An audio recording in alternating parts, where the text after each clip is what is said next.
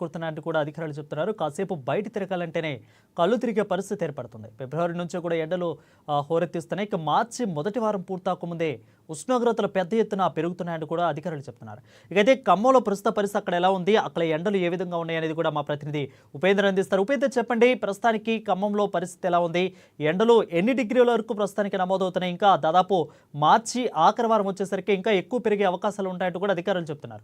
So ప్రస్తుతం అక్కడ ఎలా ఉంది వాతావరణ పరిస్థితి? వరుణ్, ఖమ్మం జిల్లా వ్యాప్తంగా ఎండలు మండిపడతా ఉన్నాయి.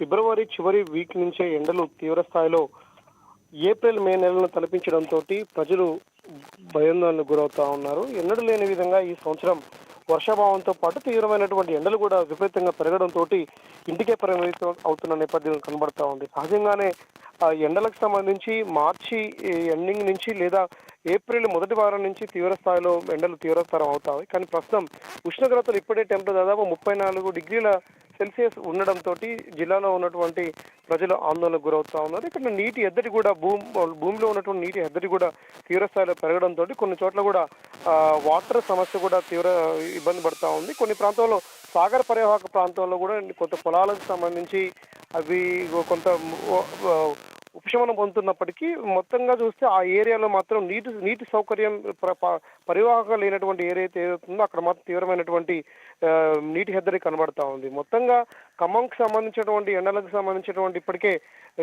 ఏప్రిల్ మే నెలని తలపించే విధంగా ఉండడంతో ప్రజలు కూడా గుప్పిగుప్పు అంటున్న నేపథ్యం కనబడతా ఉంది. మరోవైపున స్కూల్ విద్యార్థులు కూడా, అంటే పాఠశాల విద్యార్థులు కూడా హాఫ్ డే స్కూల్స్ త్వరగతిన మొదలు పెట్టాలని చెప్పేసి మరోవైపున విద్యార్థి సంఘాలు, ప్రజా సంఘాలు డిమాండ్ చేస్తున్న నేపథ్యం కనబడతా ఉంది. అధికారులు ఇప్పుడు కొన్ని సూచనలు కూడా సంబంధించి చేయాల్సినటువంటి అవసరం నేపథ్యంలో ఈ భూ కబ్జా, ఈ ప్రధానమైనటువంటి ఈ ఎండ తీవ్రతతో ఈ భూమి కూడా తీవ్ర వేడి పైకి రావడంతో ఇప్పటికే అన్ని రకాల మధ్యాహ్నానికే, అంటే ఉదయం 10 గంటల తర్వాతనే మొత్తంగా ఏసీలు వేసుకొని ఇంటికే పరిమితం ఉన్న నేపథ్యం కూడా కనబడుతున్న తరుణంలో రానున్న రోజుల్లో మరింత ఎట్లాంటి జాగ్రత్తలు తీసుకోవాలని చెప్పేసి ఇప్పటికే ప్రజలు ఆందోళన చెందుతా ఉన్నారు. అధికారులు కూడా ఆ రకమైనటువంటి కొంత సజెషన్ చేస్తూ వాళ్ళు మోటివేట్ చేసిన అవసరం ఉందని చెప్పేసి కూడా కొన్ని రాజకీయ పార్టీలు డిమాండ్ చేస్తున్న నేపథ్యం కనబడతా ఉంది. వరుణ్, సాధారణంగా చూసుకుంటే 1901 సంవత్సరంలో ఈ విధంగా ఎండ ఫిబ్రవరి నెల మొత్తం కూడా పెరిగింది. సో ఆ తర్వాత 2025 అంటే దాదాపు 124 సంవత్సరాల తర్వాత అధిక మొత్తంలో ఫిబ్రవరి నెలలో ఇదే రికార్డు స్థాయిలో పెరగడం. సో అదే ఖమ్మం జిల్లా అంటే గోదావరి నది పరివాహక ప్రాంతం కాబట్టి సాధారణంగా ఎలా ఉంటుంది అక్కడ వాతావరణం, ప్రజలకి ఎలాంటి సూచనల సలహాలు అక్కడ చేస్తున్నారు గవర్నమెంట్ కూడా, అధికారులు కూడా, అదేవిధంగా డాక్టర్స్ ఎలాంటి సూచనలు చేస్తున్నారు ఆరోగ్యం పట్ల? వరుణ్, నాటి ప్రధానమైనటువంటి గోదావరి పరివాహక ప్రాంతం అయినప్పటికీ గోదావరికి సంబంధించి కొన్ని ప్రాంతం, అంటే సెప్టెంబర్ అక్టోబర్ మాసానికి గోదావరి అనేది కొంత ఆ ప్రాంతం వరకు కొంత పరిమితమై ఉంటుంది. ప్రస్తుతం ఇది ఖమ్మం నగరానికి సంబంధించి మాత్రానికి ఈ చుట్టుపక్కల ఎక్కడ కూడా పూర్తిస్థాయి వాటర్కి సంబంధించినటువంటి పరివాహక సాగర్ జలాలు పూర్తిస్థాయి లేకపోవడం కొంత ప్రధానంగా ఎండ వేడిమికి ప్రధానమైన కారణంగా చెప్పుకోవచ్చు. అదే నేపథ్యంలో అటు పాలేరుకు సంబంధించిన వాటర్తో పాటు వైరా రిజర్వాయర్, కొన్ని ప్రాంతాల్లో చెరువుకు పరిమితమైన నీటి హెద్దడి కూడా పూర్తిస్థాయిలో తగ్గుముఖం పడడంతో ప్రస్తుతం మార్చి మొదటి వారంలోనే ఈ రకమైన పరిస్థితులు ఉంటే రానున్న రోజుల్లో ఏ స్థాయికి దిగజారుతాయి వాటర్ అనేటువంటిది కూడా ప్రధానంగా చర్చ కొనసాగుతా ఉంది. ఈ నేపథ్యంలో ఇప్పటికే వాతావరణ శాఖకు సంబంధించి మరోవైపున వెండలకు సంబంధించిన అంశాల్లో తగిన జాగ్రత్తలు తీసుకోవాలని చెప్పేసి ఇప్పటికే జిల్లాలో ఉన్నటువంటి హెల్త్ డిపార్ట్మెంట్ వాళ్ళు అలర్ట్ అవుతున్న నేపథ్యం కనబడతా ఉంది. ప్రజలకు సంబంధించి కూడా ఆ రకమైనటువంటి జాగ్రత్తలు తీసుకోవాల్సిన సూచనలు కూడా మరోవైపున వస్తా ఉన్నాయి. జ్వరానికి సంబంధించి అంటే ప్రధానమైనటువంటి ఖమ్మం ఎత్తు పొలాల్లో ఉన్న నేపథ్యంలో భూగర్భంలో ఉన్నటువంటి నీటికి సంబంధించి కూడా వాటర్ సమస్య కూడా తీవ్రంగా ఉండే అవకాశం ఉన్నట్టు ప్రచారం జరుగుతున్న నేపథ్యం కనబడుతోంది. ఈ అన్నిటి నుంచి ఎట్లాంటి జాగ్రత్తలు తీసుకోవాలి, ఎట్లాంటి నీటి సమస్యను అధిగమించాలి అనేటువంటి అంశాల్లో కూడా ఇప్పటికే కొంతమంది అధికారులు ఆ రకమైనటువంటి సర్వేలు చేస్తున్నట్టుగా మనకి సమాచారం లభించింది. ఏదేమైనా సరే సమ్మర్ వస్తున్న నేపథ్యంలో ఎప్పుడు లేని విధంగా ఈ ఎండలు ఈ స్థాయిలో మండిపడుతుండటంతో ప్రజలు అప్రమత్తంగా ఉండాల్సిన అవసరం ఉందని చెప్పేసి కూడా మనకి అర్థమవుతా ఉంది. వరుణ్, రైట్, ప్రజలకు కూడా ఎప్పుడు కూడా నీటి ఎద్దడి, అదేవిధంగా చలివేంద్రాలు కానీ లేదంటే మజ్జిగ కానీ ఇలాంటి అనేది కూడా కొంతమంది స్వచ్ఛందంగా వచ్చి దాతలు అయితే ఏర్పాటు చేస్తారు. సో అలాంటివి ఇప్పటి నుంచే మన ప్రారంభమవుతున్నాయి. ఎందుకంటే ఫిబ్రవరి ఫస్ట్ వారం నుంచి కూడా ఎండలు ఎక్కువగా ఉంటున్నాయని అధికారులు చెప్తున్నారు. సో ఇలాంటి దాతలు ఇప్పటి నుంచే మనం మొదలుపెట్టే అవకాశాలు కనిపిస్తున్నాయి. అక్కడ ఇలాంటి ఏమన్నా వస్తున్నాయా?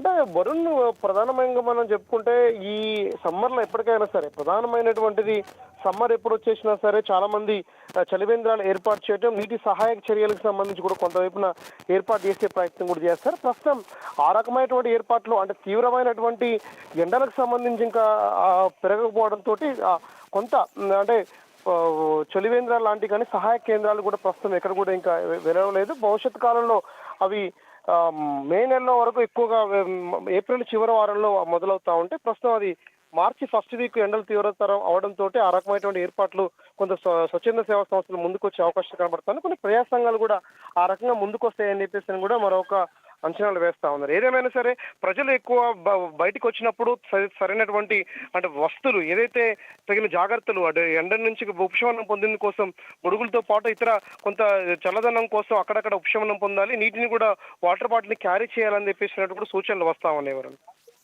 Right, thank you Upender for the updates.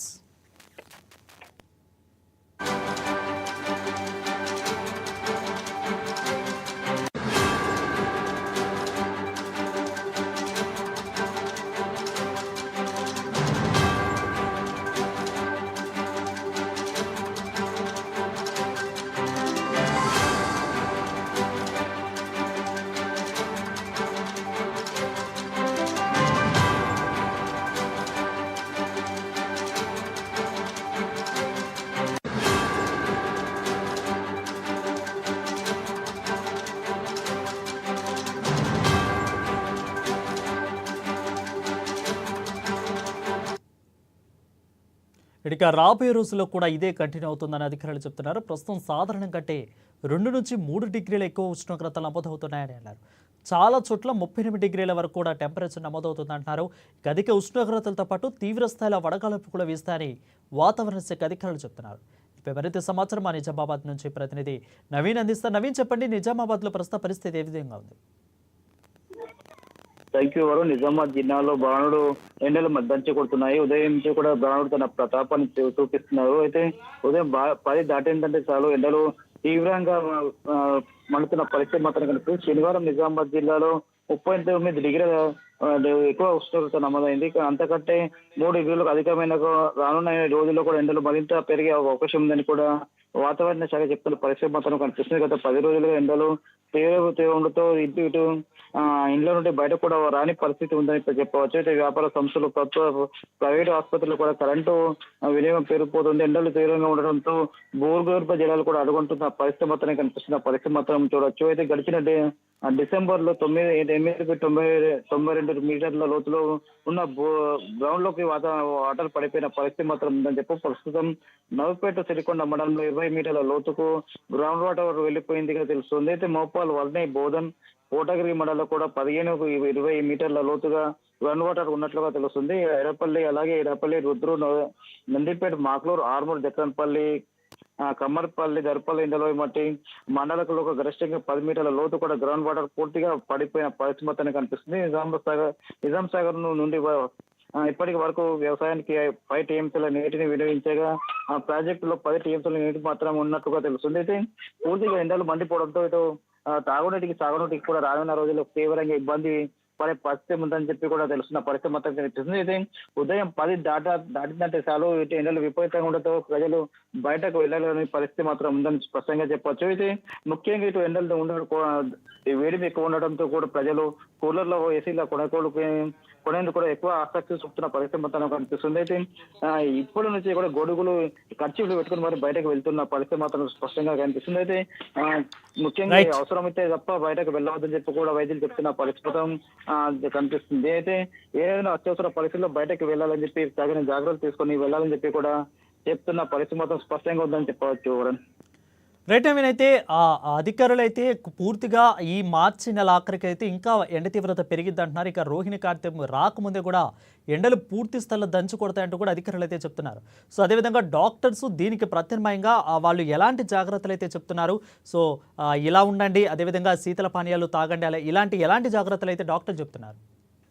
అయితే ప్రధానంగా చూసుకొస్తే మార్చి మొదటి వారంలో ఎండలు ఇంత తీవ్రంగా ఉండటం 36 నుండి 39 డిగ్రీల సెంటీగ్రేడ్ నమోదు కావడంతో కూడా రానున్న రోజుల్లో మరింత తీవ్రంగా ఎండలు మండి దంచి కొట్టే పరిస్థితి మాత్రం కనిపిస్తుంది. ముఖ్యంగా ఇటు చిన్న పిల్లలు కావచ్చు, వృద్ధులు కావచ్చు జాగ్రత్త ఉండాలని చెప్పి, అత్యవసర పరిస్థితులను బయటకు వెళ్ళాలని చెప్పి వెళ్లే సమయంలో తగిన జాగ్రత్తలు తీసుకోవాలని చెప్పి కూడా వైద్యులు చెప్తున్నారు. ముఖ్యంగా ఎండ వేడికి వల్ల డైరేషన్ అవుతుంది. డీహైడ్రేషన్ బారి నోటి తట్టుకోవాలంటే నీటిని ఎక్కువ తాగాలని చెప్పి, ముఖ్యంగా శీతల పానీయాలు రోడ్డు సైడ్ ఉండే శీతల పానీయాలు తాగవద్దని చెప్పి, స్వచ్ఛమైన నీటిని మాత్రమే తాగాలని చెప్తున్నారు. ఎక్కువ ఫ్రిడ్జ్ లో కాకుండా కుండలో పట్టిన వాటర్ ని, అలాగే ఓఆర్ఎస్ పానీయాలను ద్రావణాన్ని ఎక్కువ సేవించాలని చెప్పి కూడా చెప్తున్న పరిస్థితి మాత్రం కనిపిస్తుంది.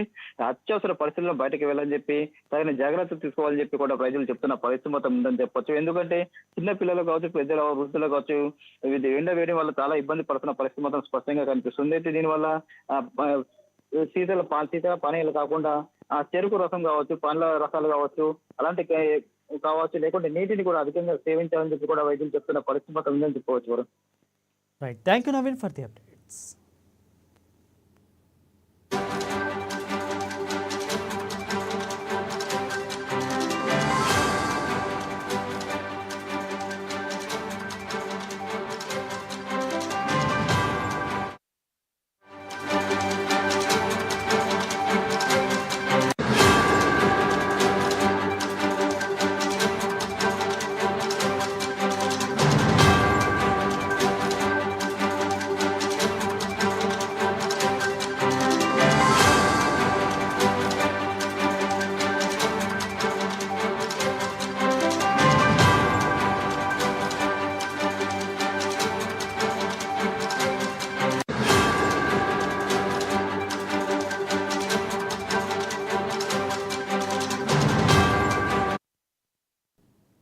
ఇక ప్రస్తుత పరిస్థితి అయితే అలా ఉంది. సో గతేడాది చూసుకున్నట్లయితే ఈ ఏడాదితో పోలిస్తే అంటే 124 సంవత్సరాల తర్వాత ఈసారి ఫిబ్రవరి నెలలో అత్యధికంగా 22 సెల్సియస్ అనేది ఎక్కువగా నమోదైందంటూ కూడా భారత వాతావరణ శాఖ అధికారులు అయితే చెప్తున్నారు. సో ఇంకా వచ్చే వారం అంటే నెక్స్ట్ వారం నుంచి ఆపై వచ్చే మార్చి నెల వరకు కూడా తీవ్ర స్థాయిలో ఎండలు తీవ్రత పెరిగేటట్టు కూడా ఉంది అంటూ కూడా అధికారులు, ఇటు వైద్యులు కూడా సూచనలు సలహాలు అయితే చేసిన పరిస్థితి కనిపిస్తుంది. అంటే రోహిణి కార్తె అంటే మే నెల ఆఖరి వారం లేదా దానికంటే ముందు వారంలో వచ్చే రోహిణి కార్తె కంటే ముందే ఈ రకమైన ఎండలు అనేది ఇటు భారతదేశం ఎస్పెషలీ ఇటు దక్షిణ భారతదేశం మీద ఇలాంటి ప్రభావం అనేది చూపడం అనేది చాలా ఇదిగా చూస్తున్నారు. సో అధికారులు అదేవిధంగా డాక్టర్స్ కూడా చెప్తున్నారు. సో గతేడాది ఎస్పెషల్లీ తెలంగాణ చూసుకున్నట్టయితే జగిత్యాల, నల్గొండ జిల్లాలో గరిష్ట ఉష్ణోగ్రతలు అధికంగా 46.2 డిగ్రీలు అయితే ఎక్కువగా ఉంది. సో ఈ ఏడాది ఇంకా ఎక్కువగా ఉండొచ్చు. అదేవిధంగా అటు భూమధ్యరేఖకి దగ్గరలో ఉన్న ఆదిలాబాద్ జిల్లా చూసుకున్నట్లయితే ఆదిలాబాద్లో కూడా ఇంకా ఎక్కువ స్థాయిలో పెరిగే అవకాశాలు కూడా ఎక్కువగా ఉన్నాయంటూ కూడా అధికారులు అయితే చెప్తున్నారు. ఏది ఏమైనప్పటికీ కూడా ప్రజలు అవసరం ఉంటే కానీ బయటికి రండి, అవసరం ఉంటే తప్ప ఎవరు కూడా బయటికి రావద్దు. ఒకవేళ ఉన్నా కానీ మార్నింగ్ ఆర్ ఈవినింగ్ టైంలో వీలున్న సమయంలో చూసుకొని వాళ్ళు బయటకు వచ్చి వాళ్ళ పనులు పూర్తి చేసుకొని వెళ్ళాలంటూ కూడా అధికారులు అయితే చెప్తున్నారు. సో ఇదే విధంగా దాతలు కూడా ప్రతి సంవత్సరం కూడా ముందుకు వచ్చి మజ్జిగ, శీతల పానీయాలు, చలివేంద్రాలు అయితే ఏర్పాటు చేస్తారు. సో ఈ సంవత్సరం కూడా అలాంటివి ఏర్పాటు చేసే కార్యక్రమాలు అయితే దాతలకు కూడా ముందుకు వస్తున్నట్లు తెలుస్తోంది. సో ఏదేమైనప్పటికీ కూడా అధికారులు అయితే పూర్తి స్థాయిలో వాళ్ళు కూడా నిమగ్నమయ్యారు. కళ్ళు తిరిగి పడిపోవటం లేదంటే మన బాడీలో డీహైడ్రేషన్ అంటూ ఎక్కువగా అవుతూ ఉంటుంది ఎండల వల్ల. జాగ్రత్త, ఆరోగ్యాల జాగ్రత్త అంటూ కూడా డాక్టర్లు అయితే చెప్తున్నారు. సో ఇది వాటి స్పెషల్ డ్రైవ్. మరొక స్పెషల్ డ్రైవ్తో మళ్ళీ కలుద్దాం. అలిదన్ keep watching ANN Telugu news.